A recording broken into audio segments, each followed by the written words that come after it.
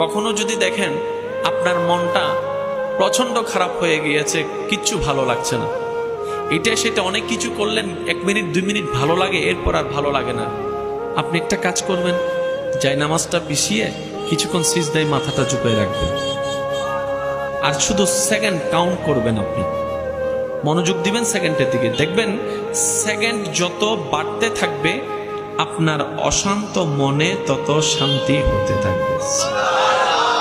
আর এটারও সুন্দর একটা বিজ্ঞানী ব্যাখ্যাও আছে। আচ্ছা শুনেন, নামাজ কয় ওয়াক্ত ফরজ? আওয়াজ দিলাম একটু খুশি হব। নামাজ কয় ওয়াক্ত? এই 5 ওয়াক্ত নামাজের 5 ওয়াক্তের টাইম আছে না নাই? একটা নির্দিষ্ট টাইমে আমরা মসজিদে নামাজ পড়ি, কিন্তু কেউ যদি ওই টাইমটা ধরতে না পারে সে কিন্তু পরে গিয়েও পড়তে পারে। নির্দিষ্ট সময় পর্যন্ত সে একাকী নামাজ পড়তে পারে, যদি সেটা ওভার হয়ে যায় সে কাজা পড়তে পারে। এটা যেমন সত্য 24 ঘন্টায় 3টা সময় নামাজ পড়া নিষেধ। কয় ওয়াক্ত? জোরে বলেন কয় ওয়াক্ত?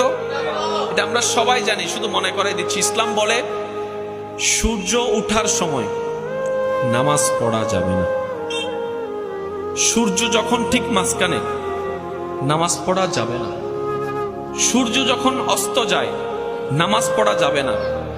তা আমরা তো এতটুকু জানি, ইসলামের প্রত্যেকটা আদেশ নিষেধে, আল্লাহ এবং রসুলের প্রত্যেকটা আদেশ নিষেধে নিশ্চয়ই কোনো না কোনো কারণ আছে।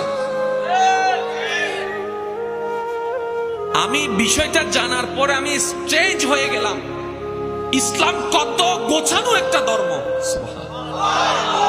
বিজ্ঞানের ছাত্র ভাইরা জানেন, আমি বিস্তারিত দিকে যাব না, বিজ্ঞানের ছাত্র ভাইরা জানেন প্রত্যেকটা ক্রিয়ার একটা প্রতিক্রিয়া আছে, প্রত্যেকটা ক্রিয়ার একটা প্রতিক্রিয়া আছে। এই যে গ্যালাক্সি আছে, সূর্য আছে, এই যে আমাদের সৌরজগৎ আছে, বায়ুমণ্ডল আছে, বিভিন্ন গ্রহ নক্ষত্র আছে, সবকিছুর সাথে সূর্যের একটা কানেকশন আছে। এখন আপনারা সহজে বুঝতে পারবেন, ভাইয়ের একটা মনোযোগ দিবেন। ঘরের মধ্যে মিটার আছে না, ওই মিটারের ওখানে গিয়ে একটু দেখবেন, আজকে একটা আপনার তামার একটা জিনিস মাটির নিচে গিয়েছে, যেটাকে আমরা বলে আর্থিং। মাইকেও আর্থিং লাগে না? আর্থিংটা কোথায় দেয়? পাশে। কোথায়? মাটিতে। কেন? এই মাটির সাথে একটা বড় কানেকশন আছে, সম্পর্ক আছে। আমি তো মূর্খ সূর্খ মানুষ, ওলামায়ে কেরামের দোয়া নিয়ে বলার চেষ্টা করছি। এই মাটিতে যে কপালটা লাগে এটার একটা আলাদা বেনিফিট আছে। আচ্ছা শোনেন, আচ্ছা মাঝে মধ্যে আপনাদের হয় কিনা দেখেন তো, অকারণে মন খুশি খুশি লাগে, হয় কি হয় না আপনারা বলেন? তার মানে আপনার ব্রেইনের একটি নির্দিষ্ট জায়গায় পজিটিভ বেড়ে গেছে। টেনশন কখন হয় জানেন? যখন পজিটিভ লেভেল কমে যায়, নেগেটিভ লেভেল বেড়ে যায়। সিজদায় যখন বান্দা কপালটা মাটিতে ঝুঁকায়, তখন অটোমেটিক আল্লাহ প্রদত্ত নিয়ামতে পজিটিভের লেভেলটা ব্রেনে বাড়তে থাকে, যেটার কারণে ডিপ্রেশন কমে যায়, দুশ্চিন্তা কমে যায়। বিজ্ঞান সেটা প্রমাণ করে। সিজদার পজিশনটা অনেক উত্তম, অনেক উত্তম, অনেক উত্তম। সেই সিজদাটাই হচ্ছে রবের দরবারের সিজদা। সুবহানাল্লাহ। তাহলে আমাদের ধর্মটা কেউ হাসি ঠাট্টা করার কোনো সুযোগ। এবার আসেন, কয় সময় নামাজ পড়া নিষেধ? একটা হচ্ছে সূর্য উঠার সময়, আরেকটা হচ্ছে সূর্য যখন ঠিক মাঝখানে থাকে, আরেকটা হচ্ছে ডুবার সময়। কারণ এই 3টা সময় বিজ্ঞান গবেষণা করে দেখছে মাটির সাথে ওই আর্থিং এর একটা সম্পর্কের বিষয় কাজ করে। ওই সময় যদি কারো মাথাটা জমিনে থাকে, কপালটা জমিনে থাকে, মাথাটা জমিনের দিকে থাকে, সেটা তার জন্য একটা নেগেটিভ সাইড ক্রিয়েট করে। বর্তমান বিজ্ঞান প্রমাণ করছে নেগেটিভ সাইড এই 3টা সময় কাজ করে। ইসলাম 1450 বছর আগে সেটা নিষেধ করে দিয়েছেন। সুবহানাল্লাহ। যে ইসলাম আপনাকে আমাকে বলছে সিজদা করো আল্লাহর দরবারে, সেই ইসলামে আবার নিষেধ করে 3 টাইমে করিও না।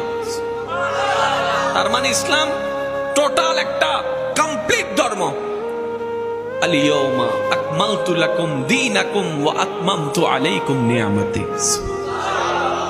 আমি শুধু বোঝাতে চাচ্ছি আমার যুবক ভাইদেরকে, আপনারাই যদি এই এলাকার ভবিষ্যৎ হন, আপনারাই এই দেশের ভবিষ্যৎ। আপনারা এই দেশের ভবিষ্যৎ নয়, শুধু আপনারা ইসলাম নামক ধর্মের এক একজন ভবিষ্যৎ। আজকের যেটা ছোট বাচ্চাকে আমরা দেখে ধমক দিয়ে মসজিদ থেকে বের করে দিই, আজকে যেই ছোট বাচ্চাটাকে আমরা কোন একটা ভালো কাজের মধ্যে সবার আগে যারা আসে তাদেরকে যখন মানুষ জমে যায় পিছনে ফেলে দিই, আমরা কি যে বোকামি করছি আমরা বুঝতে পারি না। দাদার সাথে আজ আর নাতি মসজিদে যেতে পারে না, বাবার সাথে সন্তান আর আজকে মসজিদে যেতে পারে না। কেন? ওই যে আশেপাশে মানুষটা ধমক লাগায়। আপনি বকা দিয়ে বাচ্চাকে বের করে দিচ্ছেন না, আপনি ভবিষ্যৎ মুসল্লিকে কমাই ফেলছেন।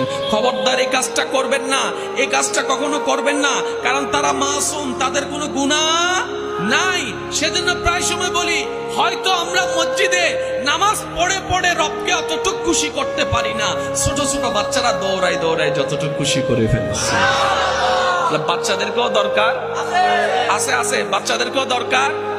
দেখবেন বাবা সংসার চালায়, ব্যবসা করে, যখন বাবার শরীর আস্তে আস্তে একটু দুর্বল হতে থাকে, উনি আস্তে আস্তে নিজের হাতে সন্তানকে নিয়ে যায় ব্যবসা বুঝাই দেওয়ার জন্য, কারণ আমার পরে যেন এই জিনিসটা তুমি ধরতে পারো।